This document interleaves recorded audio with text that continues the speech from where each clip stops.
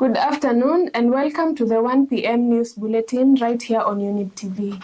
I am Eunice Mutua, bringing you recaps of what happened yesterday during the commemoration of the 35th anniversary of the historic Sabasaba Day. We kick off this live broadcast with the highlights.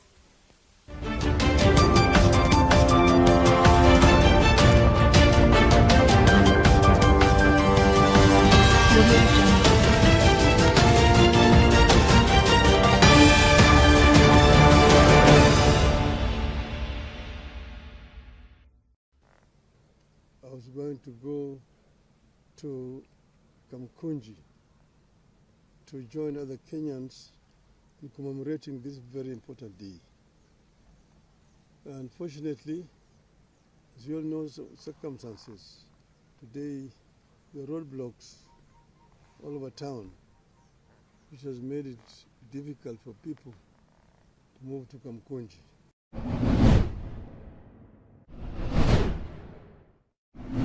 Structure that we put in place today, many goons and criminals did not get a chance to invade properties.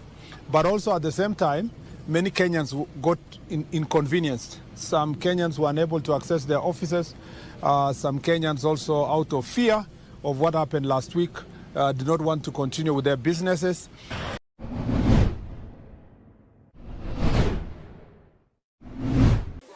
Up to right now, I've not received any formal communication, either by text or by a call, that we have that this is the venue for that. So where it stands, we have no information completely. Whatever we had appealed against, it was found to be true, but then there was no appeal made against us.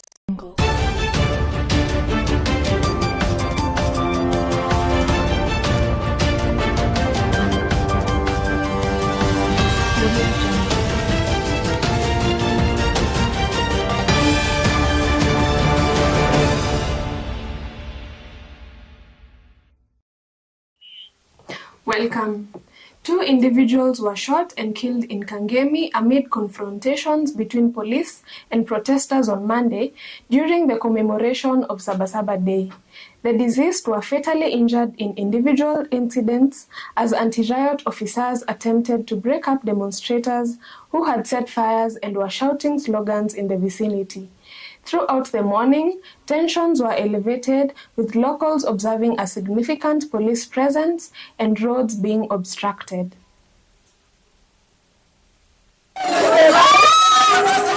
Mwenye mkufu mtoto wangu first born. Ameshitwa na watu wa maandamano na polisi. Niliachana naye asubuhi akiniambia anaenda kazi atarudi. Nikamwambia urudi mapema uende kwa nyumba. Pata simu ya hospitali amekufa. Sina la kusema. Ameacha mtoto wa miezi 6.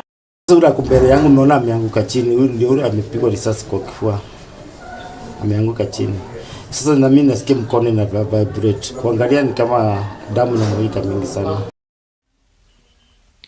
Sabasaba demonstrations escalated into violence in Kisii, where unidentified attackers wielding arrows ambushed protesters, resulting in injuries to at least 4 individuals.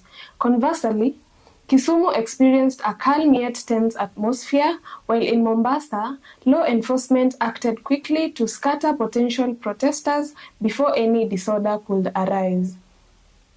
Kwa maandamano nishaumizwa mguu, nimewekewa bandage, saa hii mguu hata siwezi tembea. Si askari, hao ni goons ambao wameletwa na watu wenye hatujui, but tunaomba serikali ifuatilie maneno ya goons kuingilia maandamano ya Gen Z. Tangu tuingie broad base, mimi kama Peter kuna kitu na benefit, ama hata watoto wangu shule zinaanguka, hospitali hakuna madawa, maisha bei ya unga imepanda juu. So tangu Gen Z waanze kupigana, at least tunaona at least some things inaanza kufanya wake up. Maneno ya maandamano tuachana naye. Naweza penda kuhimiza rais wetu Dr. Ruto atafute suluhu kwa hii maneno badala ya kutumia risasi na tear gas. Hii haitasuluhisha hii maneno. Tumekatazwa kuandamana eti kuwa kuna wahuni, lakini kama mnavyoona Mombasa iko salama. Kila mahali mnapotembea kuko very peaceful. We believe that this is a political mileage from some coastal leaders ambao wanaona Gen Zs ni tishio kwao. President Ruto, you have to know it is not sustainable to maintain the police on our roads so that you scare the citizens of this country to, go on the street and bargain for what is. In his Sabasaba Day address at the Serena Hotel on Monday, July 7th, Raila called for what he called a national conclave to change the country's trajectory. According to Raila, there is an urgent need for police reforms to mend the relationship between civilians and law enforcers and ultimately end the spate of killings during protests. Besides police reforms, Raila also noted the growing distrust between Kenyans, particularly the younger generation, and the Kenya Kwanza government. I was going to go to Kamkunji to join other Kenyans in commemorating this very important day. Unfortunately, as you all know, circumstances, today the roadblocks all over town, which has made it difficult for people to move to Kamkunji. I propose an inclusive, intergenerational, national conclave to hear our people across all divides and come up with irreducible reforms and changes necessary to take the country forward. The rogue police force that shoots people with impunity. And this is a force that we inherited from the colonialists. It has not been reformed to become a people's defender.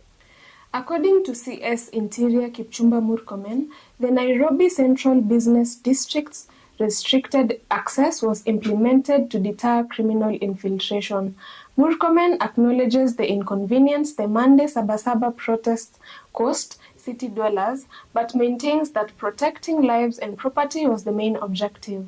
The CS praised security forces for upholding law and order throughout the protest while speaking during an inspection visit of the city center. Structure that we put in place today, many goons and criminals did not get a chance to invade properties. But also at the same time, many Kenyans got inconvenienced. Some Kenyans were unable to access their offices. Some Kenyans also, out of fear of what happened last week, did not want to continue with their businesses. All the Kenyans that will feel inconvenienced as a result of this security operation, to tell them, poleni sana, we just had to do this because we wanted you to be safe and we want your property to be safe. Our intention is positive. Our desire is to save lives and to save property for Kenyans.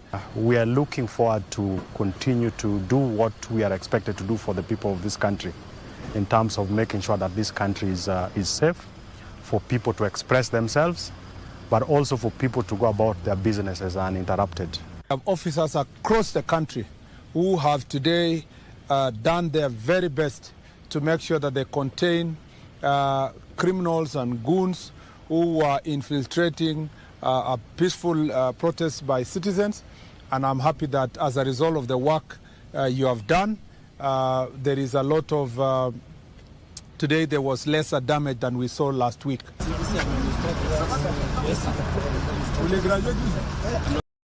Our dear viewers, we are going for a short break and we'll be back with more. Don't go far.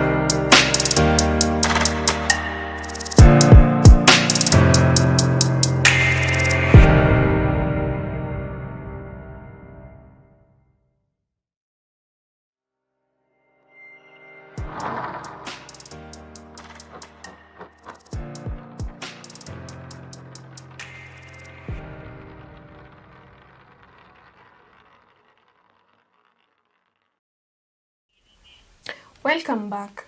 Kenyans are being urged by Deputy President Kithure Kindiki to embrace conversation as a means of resolving their issues instead of resorting to violence and mayhem.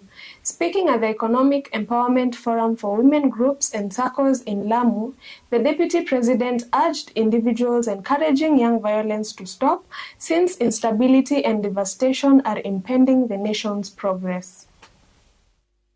I plead with you, fellow countrymen, we cannot build this country through chaos, through incitement, and through violence. We must learn to resolve our national problems through consultations, discussions, and through peaceful means. Na wale wananchi ambao wako na maoni tofauti, wako na uhuru wa kutoa maoni tofauti, bora wafanye hivyo kwa njia ya amani. The Kenyan government's Wachera digital platform has proven to be a job solution for young people who now control the program and are making a career using the skills they have learned. Despite infrastructure issues, one such center is the Malaba Wachera Digital Hub in Busia, which provides free digital skills. Excited trainees at the facility in Malaba town reported that the Wachera digital program has improved their financial situation and increased their independence. Yeah, we are really facing an employment crisis. Saizi hata ukuwa umesoma aje, sometimes unakuta hata unaendelea na masters. It depends with your luck. Otherwise, if tuna expect government tupatie kazi ni ngumu. The government is trying to use a different method kutuletea kazi hapa uwanjani. This work through I'm a beneficiary of Wachera. So there were some skills they were offering, and I decided in digital marketing and graphic design. So I went to Centerview Hospital Malaba.